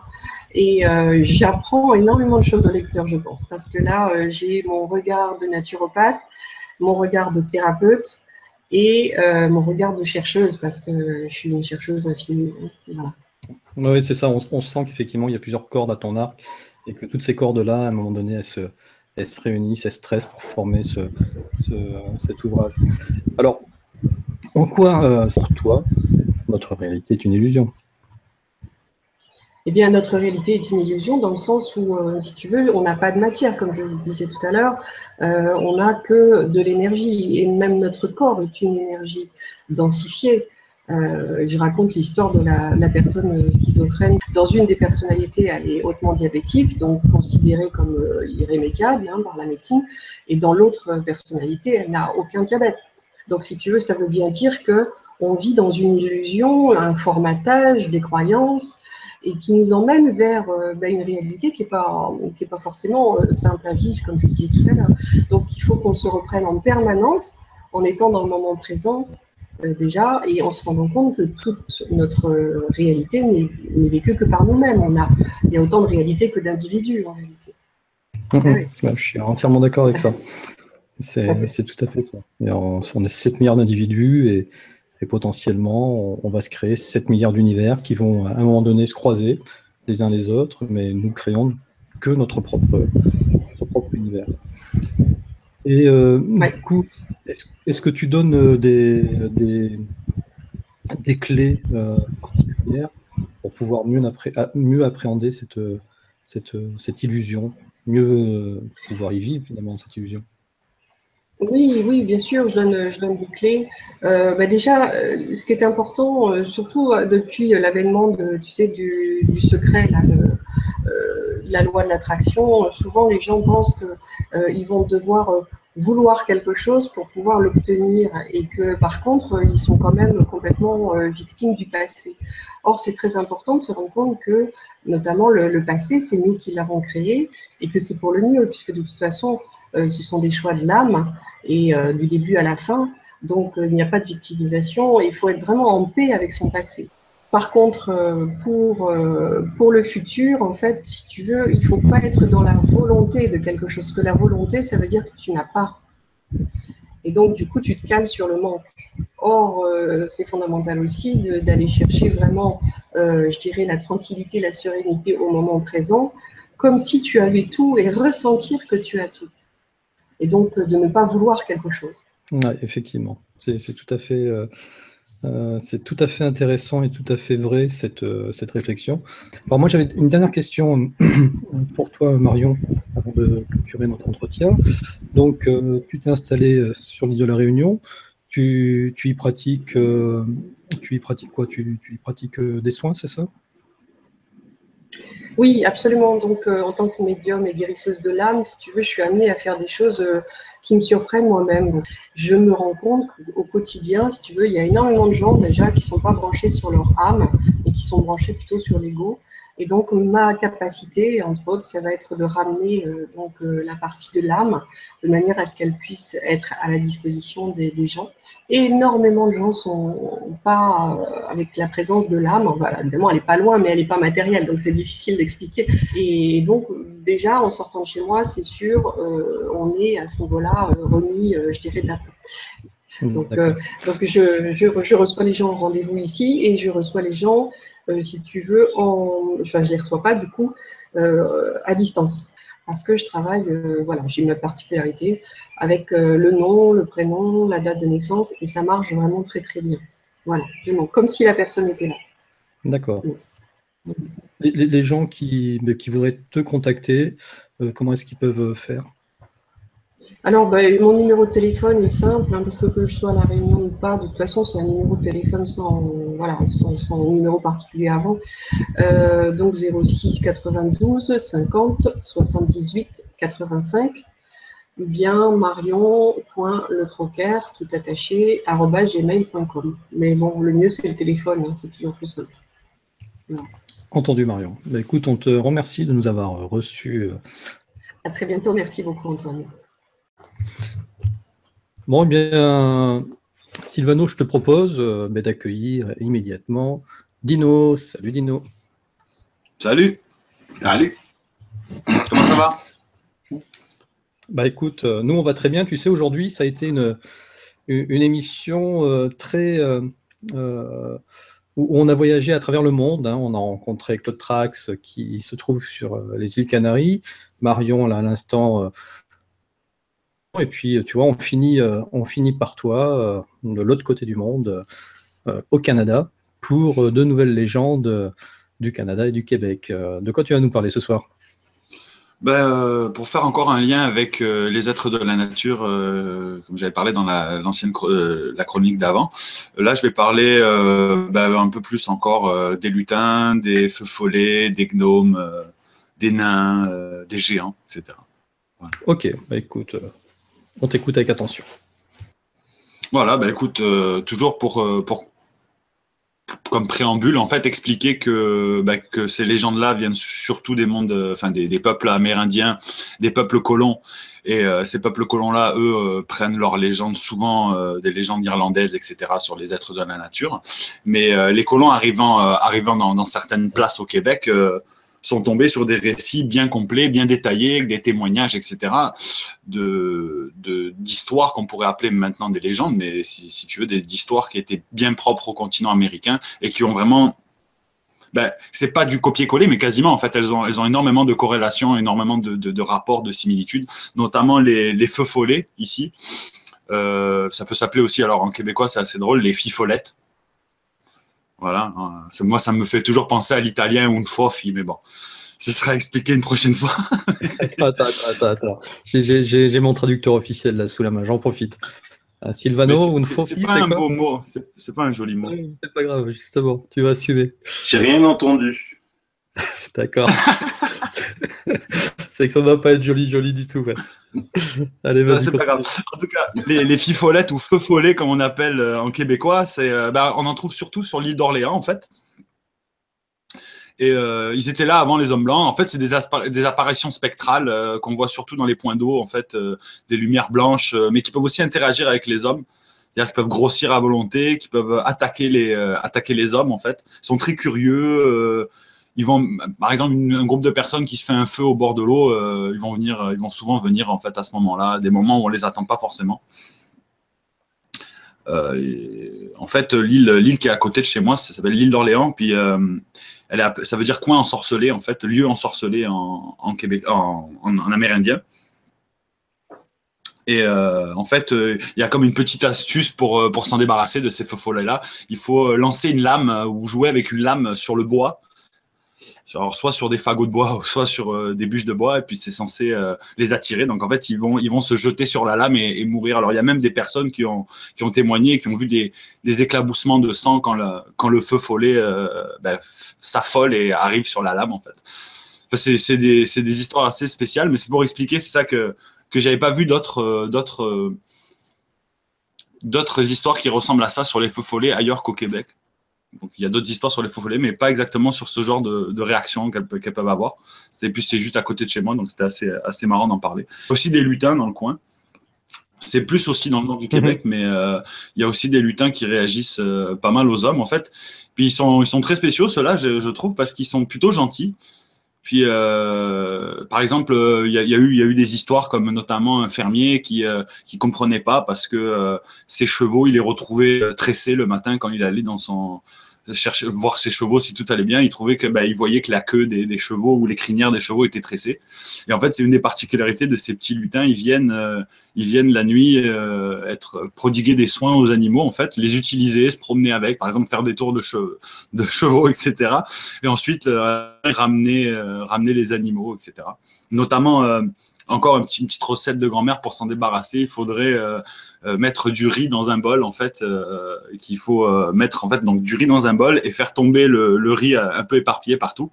Ce qui fait que eux, quand ils arrivent dans la grange, en fait, ils peuvent pas s'empêcher de ranger et de nettoyer comme il faut la grange avant de s'en aller. Donc ils vont passer leur temps à ranger les petits grains de riz un par un, à tous les mettre comme il faut. Puis finalement, ils vont pas soit voler du matériel ou soit à s'amuser avec les animaux de la ferme, par exemple. En plus, souvent, on les décrit, ils n'ont qu'un seul œil, un peu comme un gros œil lumineux au niveau de nous. Souvent, ils n'ont pas des aspects très humains, mais ça dépend encore des témoignages. Quand c'est des témoignages amérindiens, souvent, ils vont leur apprêter des formes assez étranges, type par exemple des cuisses de grenouille, enfin des pattes de grenouille, un chapeau avec des grelots, etc. Mais quand c'est les colons quand c'est les colons aussi, c'est souvent lié à la religion. Mais sinon, c'est des petites personnes avec un chapeau qui embêtent le monde, souvent qui font des farces, quoi. C'est vrai que ça ressemble pas mal à l'Irlande aussi là-dessus. Il y a aussi l'histoire du nain jaune qui ressemble un peu au lutin, etc. Donc lui, il est spécial parce qu'il apparaîtrait.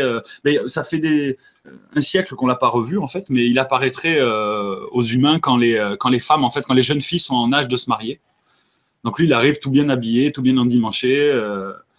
Dans les villages, etc. Puis il vient demander la main des jeunes filles, en fait. Il dit qu'il connaît le grand roi d'Anatolie, etc. Ça, c'est un peu pour l'anecdote, mais sinon, je veux dire, c'est des êtres, les nains jaunes, qui ont été décrits un peu partout aussi dans le nord du Québec par les Amérindiens.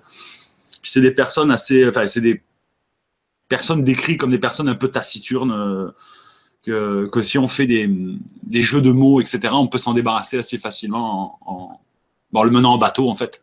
J'avais trouvé ça assez drôle comme petite histoire. Mais c'est en relation avec des légendes irlandaises qui racontent cette histoire-là. Alors, ça s'appelle pas le nain jaune exactement, ça a plusieurs noms. Mais les Irlandais aussi racontent ces histoires-là. Alors, c'est vraiment drôle, je trouve, que les colons sur les terres d'Amérique découvrent les mêmes histoires, ou en tout cas des histoires vraiment très, très, très équivalentes. Comme quoi, d'un continent à l'autre, il peut se passer les mêmes choses. Mais alors, est-ce que les histoires étaient équivalentes? C'est-à-dire, quand les colons sont arrivés, ils se sont aperçus qu'il y avait le même folklore, on va dire, ou est-ce qu'au final, ce sont les colons irlandais qui ont ramené leur propre folklore à eux? C'est un mélange de tout ça, je pense, parce qu'en fait, les colons irlandais ne sont pas arrivés en premier dans le Québec. Mais même de toute façon, quand les premiers colons français sont venus s'installer, etc., les prêtres et tout, ils ont simplement relevé des témoignages. C'est-à-dire, ils arrivaient dans une zone, commençaient à mettre un camp de bûcherons, faire quelques maisons. Le village amérindien du coin venait leur dire: attendez, mais allez pas dans cette forêt, il se passe telle affaire, telle chose, il y a tel monstre, telle bestiole. C'est un peu comme ça que ça s'est passé.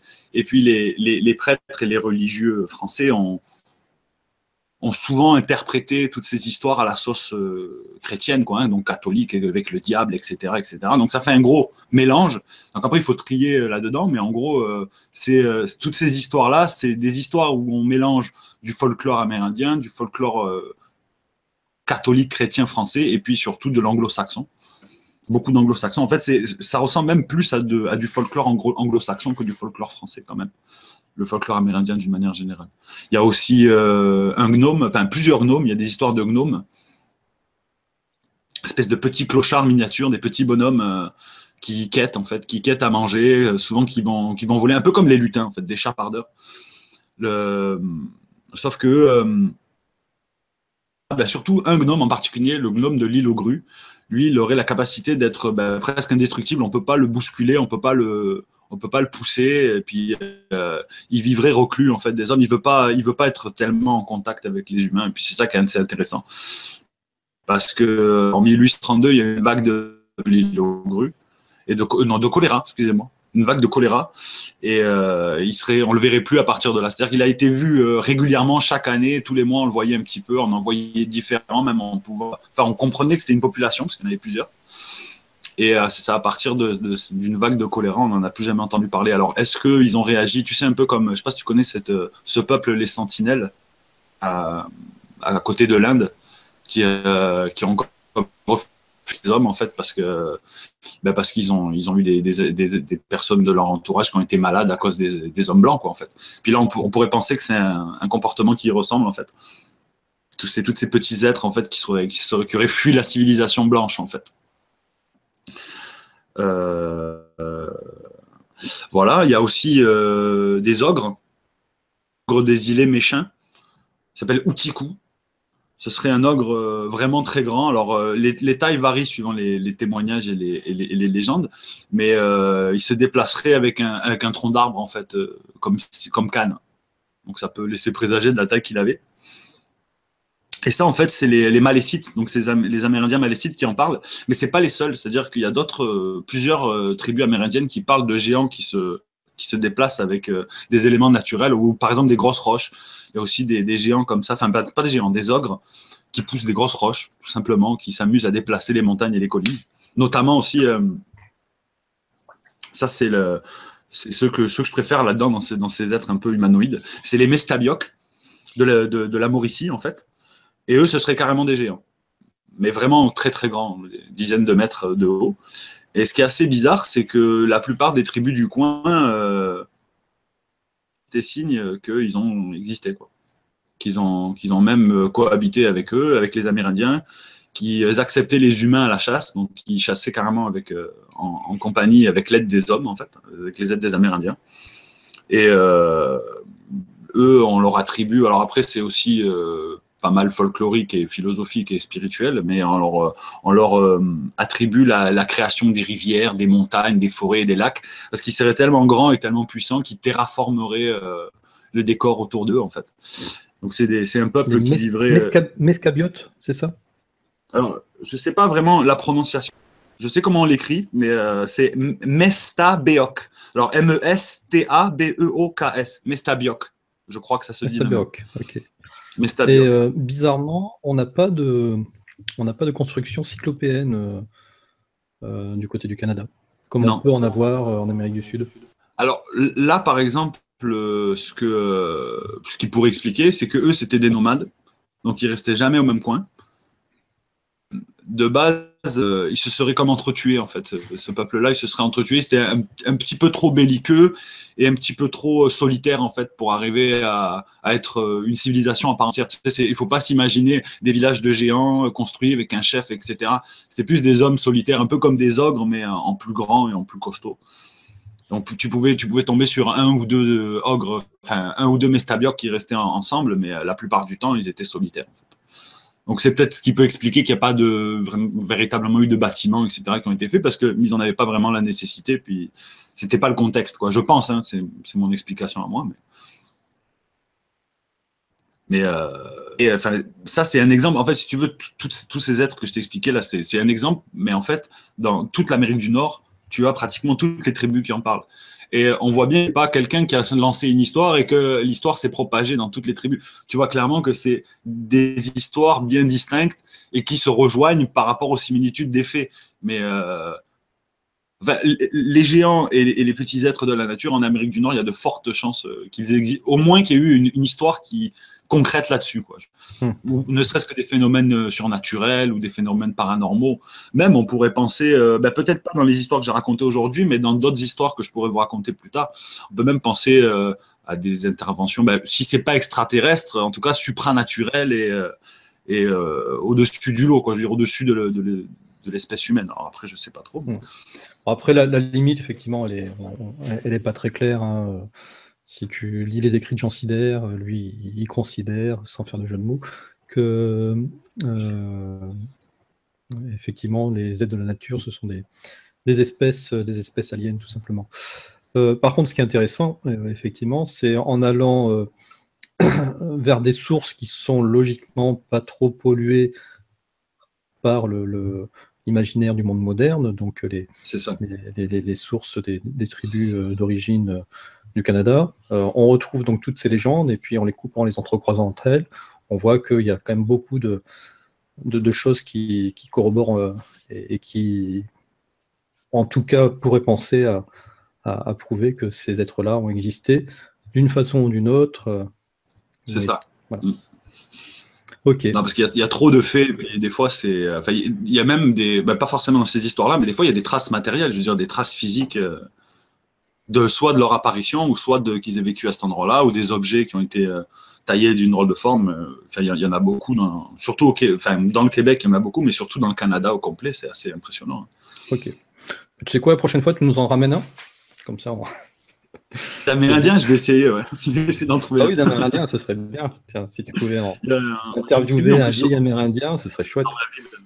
Je vais essayer de voir ça. Ouais. Ok. Bon, écoute, Dino, on te remercie. Merci à on vous. tenait juste à préciser que tu ne serais pas là pendant deux émissions, parce que tu es en pleine répétition actuellement. C'est ça, tu es en train d'enregistrer ton nouvel album. Un petit spectacle. Comme ça. Un spectacle? De toute façon, on n'enregistre pas, en fait. On fabrique notre nouvel album, mais là, c'est en ce moment, j'ai un spectacle là, dans 2 semaines, en fait. Donc, Ok, bon, bah, écoute, on te dit à dans 3 semaines alors. Et puis bonne continuation, bonne soirée à vous. Ok, je te remercie. Salut, Lino. Salut. Ciao. Bon, mais Sylvano, ainsi se termine cette encore grande émission. J'espère qu'elle vous a plu. Et puis voilà, vous voyez, on a de plus en plus de personnes qui répondent à l'appel et qui viennent faire leur petite chronique. On va essayer de restructurer tout ça de façon à ce que ça soit peut-être un peu plus court. Mais voilà, en tout cas, l'intention y est et ça enrichit notre émission. Sylvano, ben, je te remercie. Mais je t'en prie. Et puis, je te dis à la semaine prochaine. Et puis, si vous n'avez pas encore eu l'occasion de voir l'émission avec Sylvano, Pam et Margret, voilà, vous avez les 20 premières minutes qui sont en accès libre sur la chaîne. Et ensuite, c'est pour les abonnés Tipeee à partir de 2 €. Et pour le moment, nous n'avons que des compliments. Je pense que personne n'est déçu sur le fait de devoir s'abonner pour accéder à cette émission, plus à d'autres émissions qui vont arriver. Allez, en petit scoop, nous allons avoir Pascal Cazotte et Magali Cazotte qui vont intervenir sur Tipeee dès le mois d'avril. Voilà. Eh bien, écoutez, je vous souhaite une bonne soirée et puis à très bientôt. Ciao, ciao.